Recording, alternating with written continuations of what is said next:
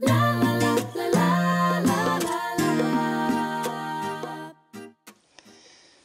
and welcome to Elizabeth's Craft Room. Do you like these super cute little boxes? Now they're not so little actually, they're actually about 3 inches across, and they've got this nice acetate that is a sliding piece that goes around the outside to finish them off and to give them a closure.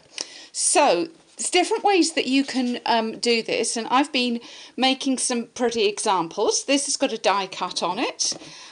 These two are designer paper, a Christmassy one and a wedding one.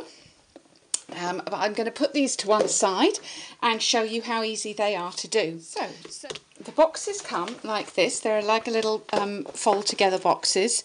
You get 8 boxes for £7.25, so less than £1 each. Centimetres, they're 7.6 centimetres if you're a centimetres person as opposed to an inches person. So I'm just going to fold all these extra, all these pre-folded score lines just to start off before I start attaching my designer paper.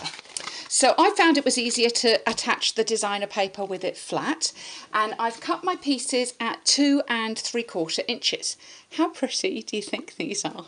Now these little bow papers are out of this pack here. You can see lots of the different designs. They're all 12 by 12. As you can see, I've been using it. It's called Presents and Pine Cones, and it's 12 sheets of 12 by 12. So I'm going to start off by putting some Tombow glue. I'm just going to put it round that little piece there and along the top there, and I'm going to put my little bow paper on. Now we've got some interesting colours in here for a Christmas paper, but it has actually got my favourite colour in here, which is Bermuda Bay. I've got lots of Bermuda Bay accents in my craft room, so I thought as we've got a little bit of Bermuda Bay in the papers, I'm going to do a little Bermuda Bay box. And like many things in the Autumn Winter catalogue, it doesn't have to be Christmas. As you can see, this is little bows. This is not especially Christmassy. Now remember to turn it the other way up when you're putting your piece on the top, because this is going to be facing you. You don't want your bows upside down, although I am mostly going to cover this piece here. Okay, and I'm going to do one more thing. I'm going to take my 3/4 inch punch. I'm opening this back up. I'm going to line that up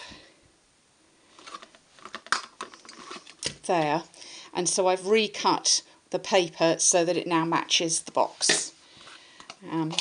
So I've just popped that in. If you haven't got a 3/4 inch but you've got a 1 inch punch, that'll be fine. You just punch a little bit of the box as well.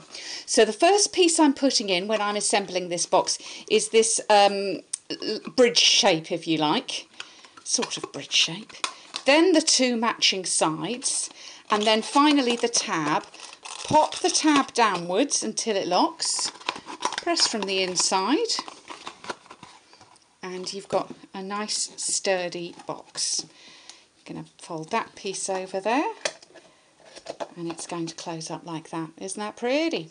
So I'm going to decorate on the top of the acetate. It really depends how you're putting this acetate on, because obviously you're going to have 2 bare sides. So if you put it on that way, then you can decorate direct onto the top of the box. But I've decided on this particular box I want to slide this on and for it to be the closure. So I'm going to slide that over my pretty paper like that. So I'm actually going to decorate onto the top of the acetate piece. So a little bit of stamping. Now this is either going to work or you're going to laugh, one or the other. We've got Bermuda Bay ink, and I've got this rather large greeting in this rather small piece of paper so that it fits nicely on the box. And it says, "May all your Christmas wishes come true." And because we're old school here today with a wood block, I'll see how well I can get that lined up. Yes, there you go. You see, she's got it there for stamping. I'm obviously an old school girl with my wood. Okay, so I've lined that all up beautifully. Very, very happy with that. And that's going to go on the top. Now I want to still see a little row of bows at the bottom. I'm thinking of adding a little 3D bow onto there. So let's have a go with that and we can then decide. Oops, I don't think I need all of that. So I'm using the Bow Builder punch. And you need to punch twice. And then my preferred way of putting this together is with Tombow glue. And so I'm going to put a little dot of glue there. And stick that together. And I have here a handy mini peg. A little dot of glue there. And press that together. And you don't need to peg it for very long for it to stick, but it does help. Especially when you've got those folded or those curved bits of the bow, because you've got a little bit of pressure for them to try and open themselves, so it's worth doing that. So a little dot of Tombow there, pop that one on there, a little dot there, that was a bit of a big dot, and pop that one on there. And now because it's a big dot it's sliding and it's going to take longer to stick. Okay.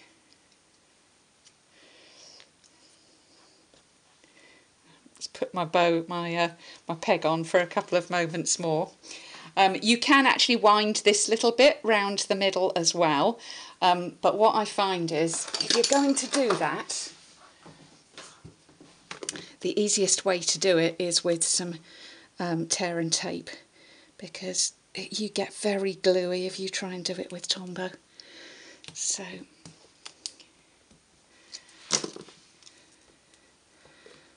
bit of tear and tape on there, take off the backing.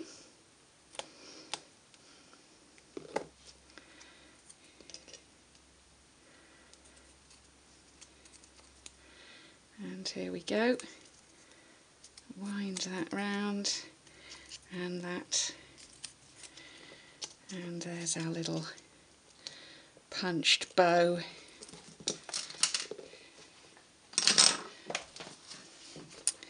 We'll pop actually I'm going to put an edge piece of dimensional under there rather than a whole dimensional, because I don't want to see any pieces poking out. Just looking at that width, that's going to be, an edge piece is going to be better. And let's see, oh yes, I think so, don't you? So that's going to go along there. Let's just pop some dimensionals underneath this greeting as well. Can you tell when I'm really liking a project as it comes together? Let's put an extra one under the bow. I'll hold it all nice and safe. So I'm having that little row of bows at the bottom, 2 rows of bows at the top. There you go. Now, doesn't that look professional wrapping? If you were going to give some jewellery or some other Christmas or birthday gift, obviously a different greeting if it was birthday, but doesn't that look a professional piece of packaging to give? And wouldn't you be proud to give something like that? So easy to do. So in the Autumn Winter catalogue, you can, if you go to Elizabeth's Craft Room, if you're watching me on YouTube especially, look down at the bottom and there's the link to my blog. Go to my blog, and down at the bottom of the post there is links to all of the products that I've used today. And if you want to order any of them, just click on them and you'll go straight to my online store. So thanks for visiting Elizabeth's Craft Room today. I look forward to welcoming you back again soon.